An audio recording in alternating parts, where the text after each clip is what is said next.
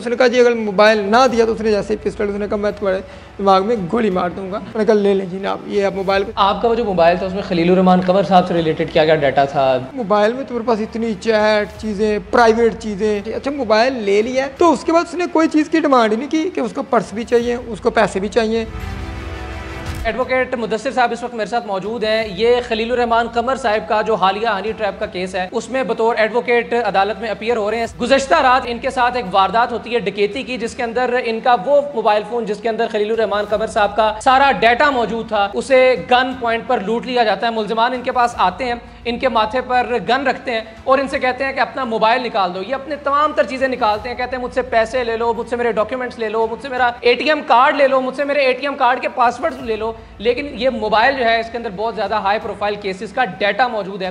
खुदा के लिए ये मुझसे मत लेकर जाओ। मुलजमान चैम्बर चढ़ाते हैं और अगेन इनके माथे पर रखते हैं और कहते हैं कि हम तुम्हारे दिमाग में गोली मार देंगे, हमें मोबाइल चाहिए और मोबाइल के अंदर का डाटा चाहिए। तमाम तर चीज़ें छोड़ जाते हैं, सिर्फ इनका मोबाइल लेकर चले जाते हैं। डकैती की अपनी नौयत की एक बहुत ही अजीबो गरीब वारदात है। तफसीलात जानते हैं एडवोकेट मुदस्सिर साहब से। सर आपके साथ डकैती की वारदात हो गई, आप खुद एक वकील हैं, ये यूनिक नहीं है सुनने में? पिस्टल जब आता है ना सामने, वो ये नहीं देखता कि जजीज है, मेरा ऑफिस है, ऑफिस के सामने आबादी में मेरा घर है। वो बंदा पहले रैकी में था कि कब ये बंदा जाएगा। मैं गली की जैसे इंट्रो को थोड़ा सा आगे तो साथ ही बंदा आ जाता। एक मुलजमानी एक मुलजम 25 से 30 साल उसकी उम्र हो गई, 70 मोटरसाइकिल थी। वो आते मुझे कहता है खराब है मोबाइल। मैंने पहले मजाक समझा, साथ ही उसने वो गन पिस्टल जो है ना उसने ऐसे किया, उसने कहा जी मोबाइल पकड़ा दो। फौरी तौर पर मेरे से एक ही लम्हे में आया, मैंने कहा जी यार मोबाइल में तुम्हारे पास इतनी चैट चीज़ें, प्राइवेट चीज़ें, लाजमी नहीं कि खलील साहब के केस की, उसके अलावा और भी। उसने कहा जी अगर मोबाइल ना दिया तो उसने जैसे ही पिस्टल, उसने कहा मैं तुम्हारे दिमाग में गोली मार दूंगा।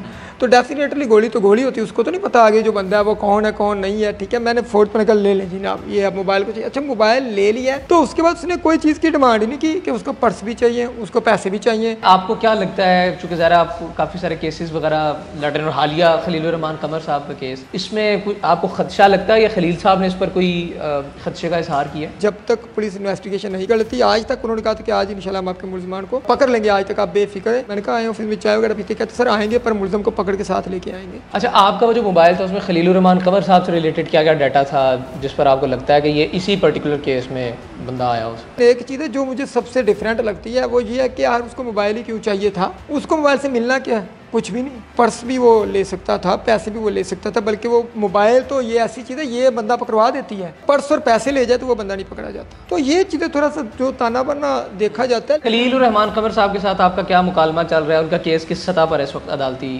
मामले में? मुलजमान पकड़े थे, रिमांड कंप्लीट हो गया, मुकम्मल हो गया। मुख्तलिफ हल्कों में बड़ी तशवीश पाई जा रही है कि जब तमाम तर मुलजमान गिरफ्तार हो गए तो फिर ये वीडियोस किसने लीक कर दी? क्योंकि वीडियोस तो मुलजमान की गिरफ्तारी के बाद मंजर आम पर आई हैं। गिरफ्तारी के बाद नहीं, उस वक्त हसन शाह बाइट था। मुझे पता चला कि हसन शाह ने पहले कोई वीलॉग किया है, कोई उसने कहा है जी अब मैं बहुत जल्द कोई वीडियो रिलीज करने जा रहा हूँ। यूँ तो आपकी और खलील साहब की तमाम तर गुफ्तगू अमानत है, चूँकि ज़ाहिर आप उनके वकील हैं। ज़ाती हैसियत में एक वकील से हट के एक ले पर्सन के तौर पर आपको क्या लग रहा है, क्या फाइंडिंग्स है आपकी कि कसूरवार जो है वो कौन है? कसूरवार कौन है मुझे कुछ कहने की ज़रूरत है? आपने वो वीडियो नहीं देखी है, तो इधर कैमरा लगाएं, उधर कैमरा लगाएं, इधर ये करना है, उधर वो करना है, तो फिर इसमें बाकी बात ही क्या रह जाती है? पता लग रहा है कि सामने दो कैमरे रिकवरी हुई है उससे 50,000 रुपए की, वो तो सारी चीज़ें क्लियर हैं। अच्छा आमना उरूज कोई वाक़तन बाहर से आई हुई खातून थी या ये एक ऐसा गैंग है जो इसका काम ही है? अभी रिसेंटली की इंफॉर्मेशन के मुताबिक, आईओ के मुताबिक ये एक गैंग है। बहुत शुक्रिया सर आपका, अल्लाह आपके साथ इंसाफ के मामला करें। मुअज़्ज़िज़ ख़वातीन हज़रात, एक हाई प्रोफाइल केस जो इस वक्त पूरे मुल्क की मीडिया की शह सुर्खियों का हिस्सा बना हुआ है, शह सुर्खियों की जीनत बना हुआ है, उस केस का वकील रात के पिछले पहर डकैती का शिकार हो जाता है। और डकैती भी अपनी नौयत की एक अनोखी डकैती कि सिर्फ उसका मोबाइल लेकर जाया जाता है, जिसके अंदर उस वकील की और खलीलुर रहमान कमर साहब की ज़ाती जो गुफ्तो शनीद है वो व्हाट्सएप की कन्वर्सेशन मौजूद है। उसके अलावा बेशुमार ऐसा डाटा मौजूद है जो एक क्लाइंट सिर्फ अपने वकील के साथ शेयर करता है, सच बोलते हुए, जो वो दुनिया के सामने नहीं पेश कर सकता। उस मोबाइल को डकैत जो है वो लूट कर ले गए हैं। तशवीश की बात यह है कि सिर्फ मोबाइल ही लेकर गए हैं। लॉ इन्फोर्समेंट के इदारों को खुसूसी और ज़ाती दिलचस्पी लेने की ज़रूरत है। इजाज़त दीजिए, अल्लाह हाफ़िज़।